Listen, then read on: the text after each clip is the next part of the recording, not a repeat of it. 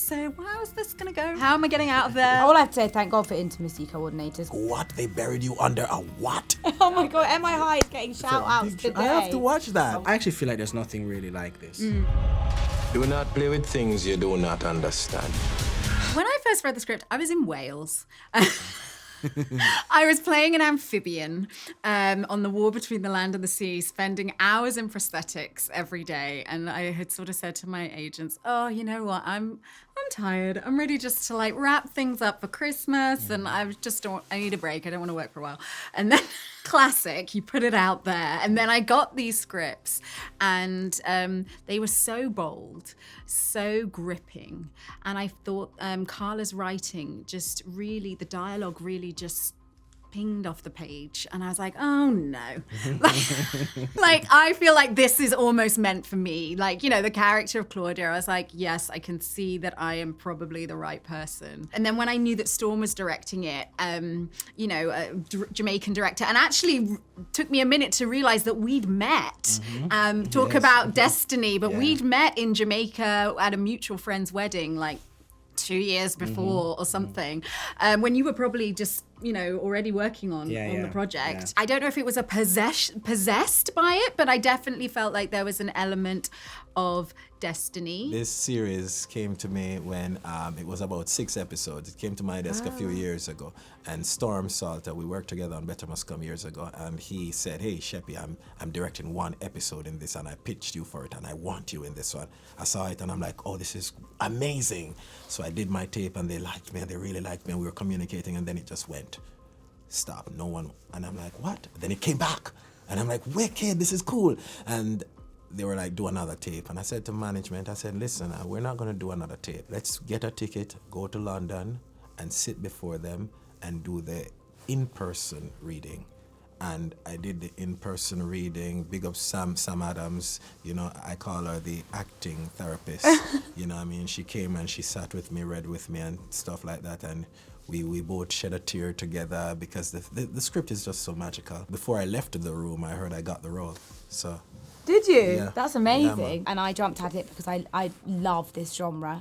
I think horror, the supernatural is such a great vehicle for subjects that we find difficult to talk about. Gugu and I were actually offered it at the same time, and we're really good friends. And I called Gugu and I was like, are you gonna do it? And she was like, oh, I'm not sure, because she's not as big as a horror fan as I am. And I was like, Gugu, you're gonna do this show. Like, I don't want to say I'm responsible for her being in it, but I was like, come on, it's so original. Like, the writing was so fantastic. Like, the characters are so nuanced and detailed, but I've just never read anything like it. The project first came around to me. I first read the early version of the script in 2022. And I had been thinking about tropical-noir, about just a certain type of visual language and a type of story I wanted to tell. And the script just landed. It was like, this is the world you've been thinking of for the last few years, and here it is. And I had such a strong vision for it because the scripts are so powerful, Carla's work. So when I pitched my vision to Carla, Chrome, and the producers, I had such a kind of a clear and in-depth idea of the world I wanted to create. We connected right away, and then when they came to Jamaica to do some research and see locations, I was just feeding in. So yeah, I was a bit possessed. It felt like it was meant to be, you know. Alfred Connaught disinherited his son. We have to send someone out to Jamaica. We're gonna fight this.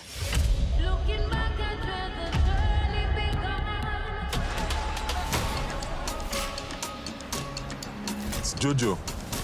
So if you see it, don't touch it.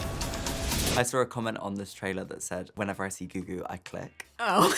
How does it feel knowing you've got fans like that? Oh my gosh. Well, that's lovely to hear. You know, I do this selfishly for myself. I enjoy playing these roles. I enjoy getting to explore these emotions and these deeper, more nuanced conversations around some of the work that you get to do. But obviously, you ultimately do it for people to watch, for the audience. And I think also that's the thing about this genre as well, is it's more accessible. It's more community driven. You know, if you're afraid or you're like jumping against somebody on the sofa behind a cushion watching something because it's scaring you, but it's also engaging you, and it's forcing you to kind of confront uncomfortable truths. So for me, yeah, it's a joy joy, obviously, to now finally have it out there and to be able to share it with audiences. The biggest challenge, I gotta be honest, it was the scope and the scale of this, and the stakes were so high.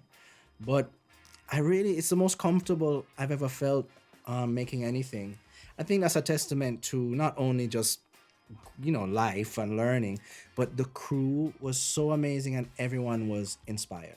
I mean, these scripts really inspired everyone in every department. What was important for me was for the really kind of culturally specific traditions like the Nine Nights or the John Canoe scenes, knowing that we were going to put this stuff on screen in a way that it hadn't been before, is making sure that we honored that and really did well by them. Certain traditions like John Canoe in the Caribbean and in Jamaica are kind of fading. And I was like, we're bringing it back. We're bringing it back.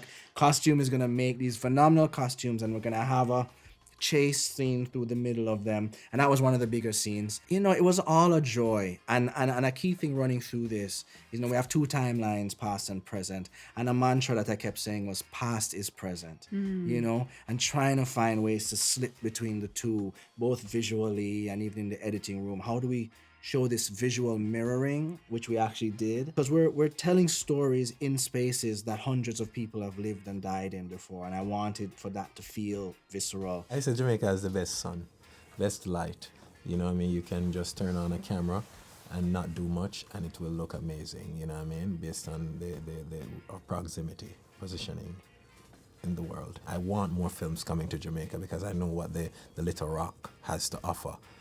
So my favorite part of filming in Jamaica is working with the crew, to see my crew coming out, to see everyone coming out, 150, 180, 200 people, and they're doing top tier work. It's comparable to whenever I'm in the UK working or whatever, So just to show that we have the talent in Jamaica, small island, but we have the talent to deliver Completely.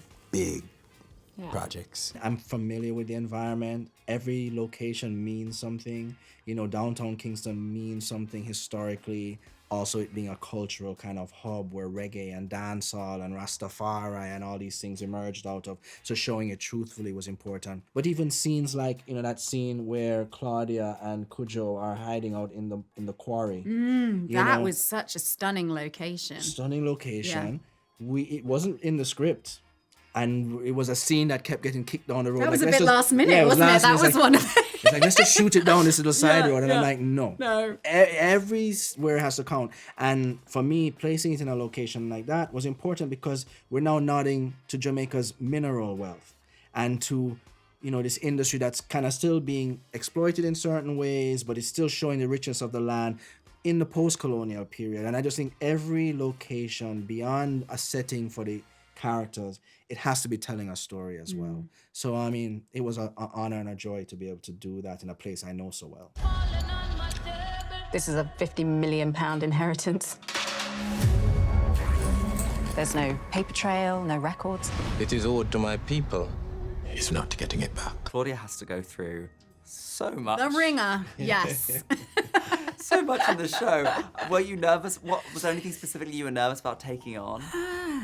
I love a challenge. I think, there were some specific scenes like where, spoiler alert, she gets trapped, under the floorboards, where I definitely asked a lot of questions of everybody of like, okay, so how is this going to go? How are we doing this? Where's the camera going to be? Yeah, how am I getting out of there, between takes? I definitely asked a lot of questions, but I had absolute faith in, like you said, the commitment of the crew and all of the department heads. We were in rural areas, Claudia literally getting her hands dirty, getting mud under her fingernails, digging at the earth. To be able to have a gift of a role where you get such a big character arc, where the character goes on this personal identity evolution, it's really a gift. And I think any qualms that you might have about, just little things, you have to think of the bigger picture. I always remember working with Gina Prince-Bythewood, a director I worked with on Beyond the Lights, but she always said it, the story has to be for something bigger than you. And I think as soon as you know that it's bigger than you can get through quite a bit of discomfort. I'll take one for the team. Don't get me wrong, it's grueling, it is grueling, and it does take its toll. There is a cost to these emotional, psychological roles, but I think that this one was worth it.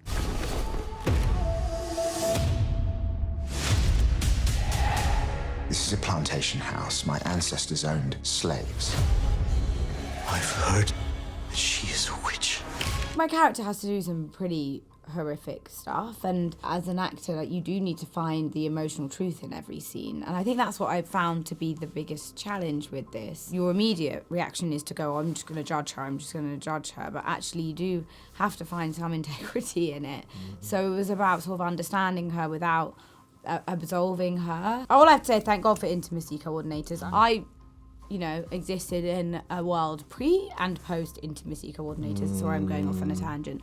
And I think that they're incredible. So scenes like that, and also the scene we have at the end in episode 5, what it all culminates with. I think, being able to have an intimacy coordinator or a fight coordinator where you can choreograph the physicality of the scene down to a T, down to every beat and every second, means that as an actor you can then lose yourself in the emotion of it. Yeah. It was really fun doing the mosquitoes, having all of those prosthetics and like my eye being half closed, and that was pretty awesome. Energized is the word I would use when approaching these scenes, you know what I mean? They excited me, man. I felt the excitement in them and my eyes like widened and I'm like, yeah, let's do this. Because these scenes are all kind of like tabooed superstition in Jamaican culture, and for me to do, when I share with my family members that I did some of these scenes, they're like, what? They buried you under a what? What are you talking about? Why you make them do that to you?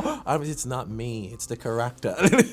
So it was like, that was the dance for me. I get like a childlike vibration. I saw it and I'm like, I want to do this. Because I've never done it before. Sheldon always had music playing. Yeah. Which was actually so helpful. Yeah, man, respect. Yeah. I thought I was disturbing people at first, you know what I mean? And then they were like, no, play, I was playing Fela Kuti throughout this entire production and other little jazz bits and so on. But Fela really, he gave me the sound and the feeling and the right emotional vibration of possession.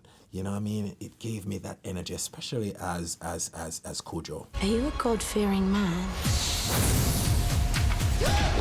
That dream is a message from your ancestors.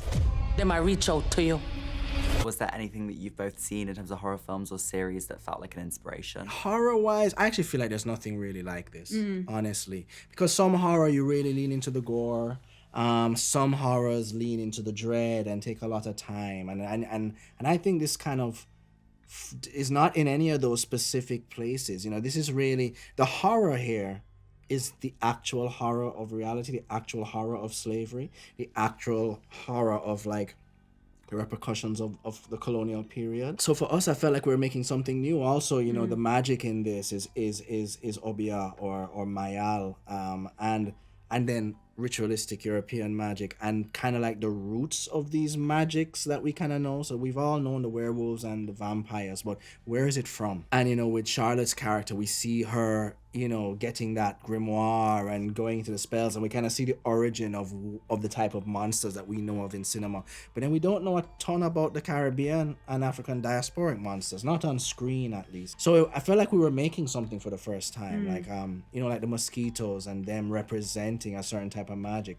They mean something to us now in this age of pandemic and all this. You think, oh, mosquitoes, keep them away. But mosquitoes have a history, and mosquitoes played a big role in like fighting back in a way, you know what I mean, in that period. But there were shows that I really loved, like the first season of True Detective, where like the location was such a character. Things like that. Those are some of the shows that really inspired me. I think it really is fresh and original. I think, you can look to the canon of this kind of social thriller like Get Out or more recently Sinners, but I think this is so culturally specific to Jamaica and to the British influence in Jamaica and the history and legacy of colonialism. I think that, as I say, there's a lineage of this type of genre, but I think that this stands alone for its cultural specificity. I mean, most recently, Obsession. When I was like 15, I loved horror because I just like loved seeing the gore, and I like loved watching like the Saw franchise and like that kind of feeling of like when a jump scare's about to come and your belly's gonna flip. But I think that now I understand what it can do in a deeper way, like The Babadook, like, you know, that movie's about grief. It was about motherhood. Obsession isn't about a guy making a wish, and it's about being trapped in the male gaze. And, you know, Possession is about what happens when a deep, dark history is just buried and ignored and not reckoned with, and what that can do to people's lives today. I never referenced any horror film. I really referenced kind of like textures, you know, and entertainment value of certain other series that even as simple a series as Downton Abbey. You know what I mean? Might be horrific to some people. To some, yes. You know what I mean? I really enjoyed that series. And I love the picture, I love the emotions, and I remembered it, and also I drew reference to it and Possession in some interesting ways that probably will be revealed eventually. I love the livery. Big up Susan. I love wearing that Matthew wearing the livery and how elegant he was. That's been a fantasy of mine for years, to play a period piece. You look so good. Oh gosh, man. And then Maurice Roots came in. It was such a process to get we didn't cut my hair. Maurice Roots meticulously, each lock, made them into a cinnamon bun and stitched it. I've never seen anything like it. Yo, listen, the man is a genius, man. And then he created that with hair text and stuff and weaving other bits and I've never seen a better wig. He also meant he had to get up at like 3 in the morning. Oh gosh. And listen, it took so long to change his hair. Hours, you know, man. You know what I mean? So that was that's very memorable. I worked with Maurice in Marley as well. My locks was very thick and caked together, and Maurice opened them. So that is why my hair is so neat. I don't like neat hair. You know what I mean? However, I'm kind of working with it now. I like it now. You know what I mean? Yeah, right? Stay away from that family.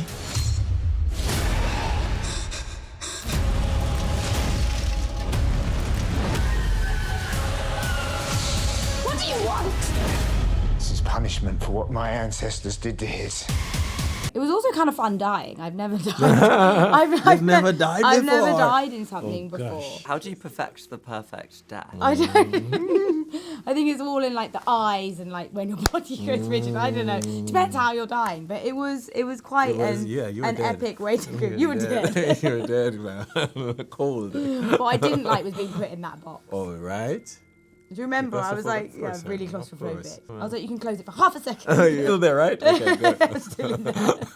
Well, from your early acting days from MI High to Oh now my god, this. MI High is getting shout outs today. I have to watch that. It must be the age of the interviewers. What have you changed about your acting approach throughout the years? Like, what have you learned since those days to now? I mean, MI High, I was like 13. I didn't think I had an acting approach. You just say, hey, let's do this. I was just like speaking to my little pencil, like, oh, I mean, you learn so much. You pick up so much along the way. Like, I didn't go to drama school. Which sometimes I feel like self-conscious about. But wow. I learned so much about and it's directors really, I think, different directors' processes and what they pull out of you and what they can exert on you and challenge you to do. So it's kind of different with every project. You like grab bits and pieces, and I think your work becomes richer and your process evolves. There's lots of amazing cliffhangers in the show. How do you both think you nail a great cliffhanger? Over to you, director. I mean, it was interesting in the edit because I had I remember doing certain shots and I was like, yep, that's the final shot of Ep 4. But then, as you know, the editing process, you get notes, there's a lot of, and I kind of, by the end of the edit, I became quite sure on how to do that. And I mean, the reality is you have a sentence and you want to chop the sentence in half. You want to finish the sentence halfway so that you jump into the sentence on the other half in the next one. And that's how you really hold a cliffhanger, I don't want to give away too many spoilers, but whether it's Cujo looking up to the sky, just coming under the possession, or Claudia just being locked away. You want it to go back and you go, wait, hold on. next one. And that's what we're hunting for all the time.